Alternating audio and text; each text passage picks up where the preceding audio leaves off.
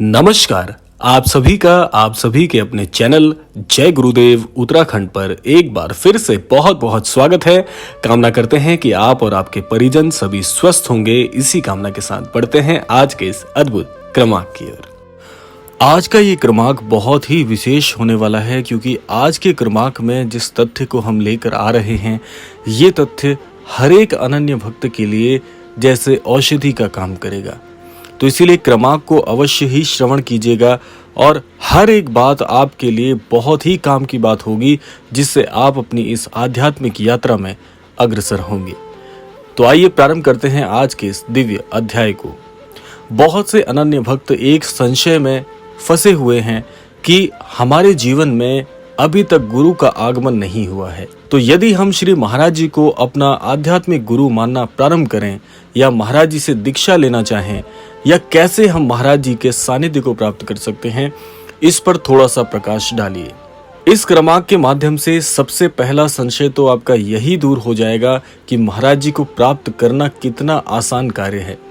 और जहां तक बात रही जीवन में गुरु के आगमन की, वो भी आपके लिए बहुत आसान हो जाएगा आज के इस क्रमांक से।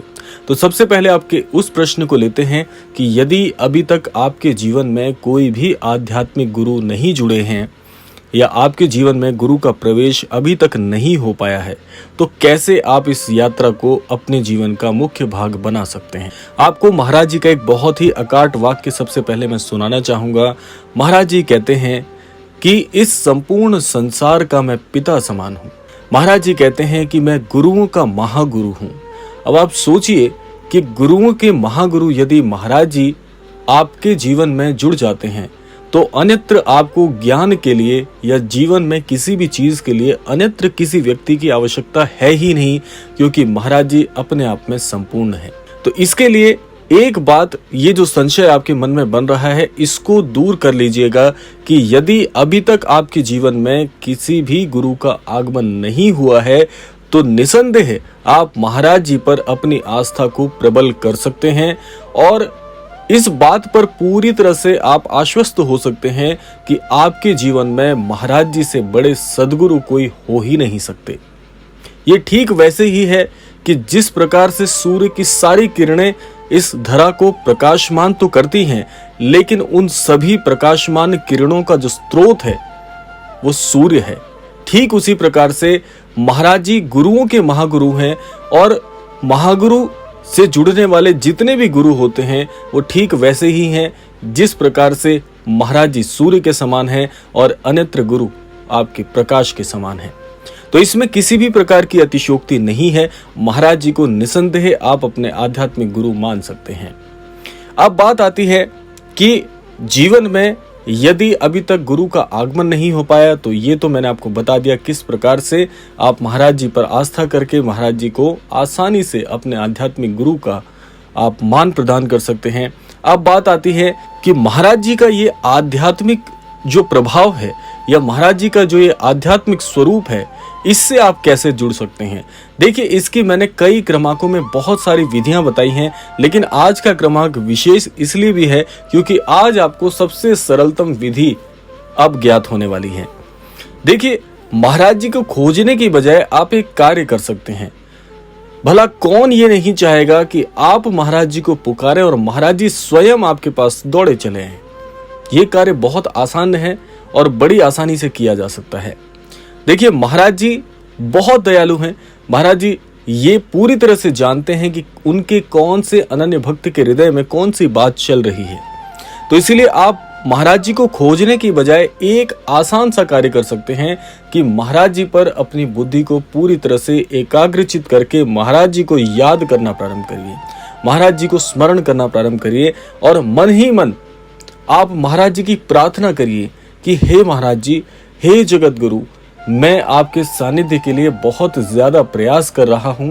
मैं चाहता हूं कि आपकी आध्यात्मिक ज्ञान की जो प्राप्ति है वो मुझे हो जाए, और आपका जो अमोघ सानिध्य है मैं उसके लिए बहुत लालायित हूँ।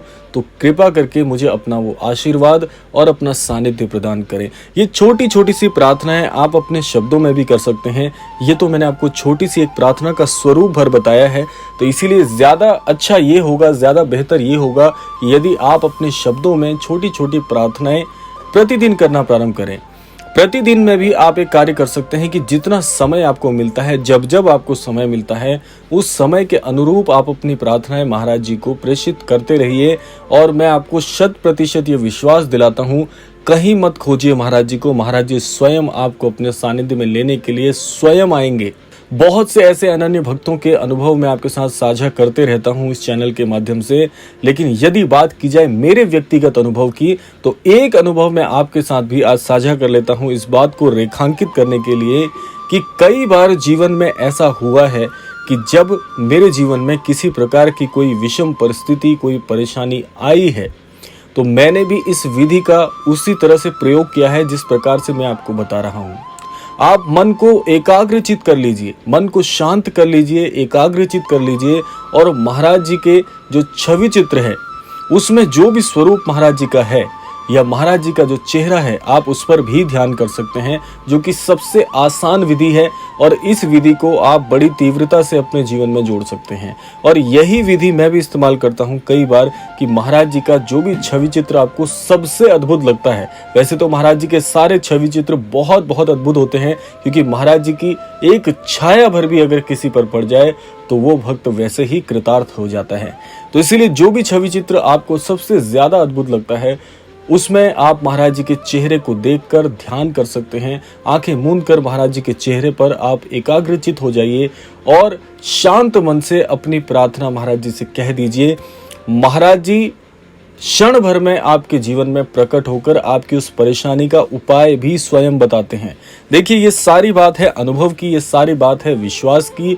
जिस व्यक्ति के हृदय में विश्वास पनप नहीं सकता, ऐसा व्यक्ति चाहे कितना प्रयास कर ले, उसके लिए ये कार्य हमेशा हमेशा मुश्किल ही होगा, ये उतना आसान नहीं रह जाएगा। तो इसीलिए सबसे पहले आप जिस पर भी आस्था करते हैं, ये बात मैं रेखांकित करने वाली आपको बता रहा हूं, जो आपके जीवन में सदैव आपके काम आएगी, कि जिस पर भी आप आस्था करते हैं, उस आस्था में जब तक विश्वास नहीं होगा, तो आप चाहे अपना संपूर्ण जीवन लगा लीजिएगा, तब भी आपके जीवन में कोई बड़ा परिवर्तन आपको नहीं दिखेगा, क्योंकि आपकी बुद्धि उस चीज को उस तरीके से लेने के लिए तैयार ही नहीं है।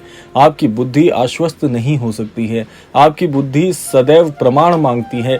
तो इसीलिए आध्यात्मिक मार्ग पर सदैव प्रमाण नहीं चलते, क्योंकि भावनाओं की जहां पर बात आती है, वहीं से आध्यात्म की शुरुआत होती है। तो इसीलिए अपनी भक्ति भावना में आपको विश्वास भी उतना ही प्रगाढ़ करना पड़ेगा, तब जाकर आपको इस आध्यात्मिक मार्ग में चमत्कार होते हुए प्रतीत होंगे। और देखिए, सबसे अद्भुत बात मैं आपको बताना चाहता हूं, महाराज जी की जितनी भी शिक्षाएं हैं, उसके अनुरूप भी यदि आप चलते हैं, तब भी महाराज जी बड़ी आसानी से आपके जीवन में आपको प्रवेश करते हुए पाए जाएंगे, और हमेशा हमेशा महाराज जी के अनुभव से आप अभिभूत रहेंगे। तो इसीलिए ये कार्य सब कुछ आपकी भावनाओं पर टिका हुआ है, आपके विचारों पर टिका हुआ है, आपकी भक्ति पर टिका हुआ है।